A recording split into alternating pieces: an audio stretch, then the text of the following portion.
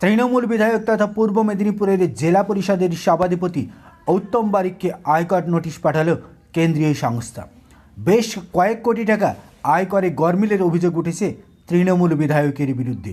তার দুটি সংস্থার ক্ষেত্রে 1 কোটি টাকার কিছু লেনদেনের ক্ষেত্রে আয়কর জমা না পড়ার অভিযোগ তুলেছে সংস্থাটি।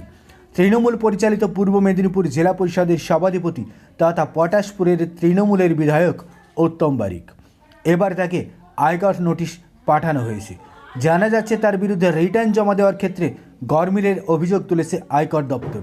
আগামী 8ই জানুয়ারির মধ্যে তাকে আয়কর দপ্তরের সব নথি নিয়ে হাজির থাকার নির্দেশ দেওয়া হয়েছে। আয়কর জমা দেওয়ার ক্ষেত্রে বেশ কয়েক কোটি টাকার গরমিল রয়েছে বলে খবর পাওয়া যাচ্ছে। যদিও বিধায়ককে এই বিষয়ে প্রশ্ন করা হলে তিনি কোনো উত্তর দেননি।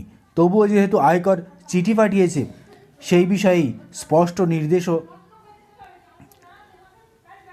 তবে নতুন বছরের প্রথম সপ্তাহে তৃণমূলের এই বিধায়ককে আয়কর নোটিশ নিয়ে শুরু হয়েছে রাজ্য রাজনীতিতে চাপানুতোর।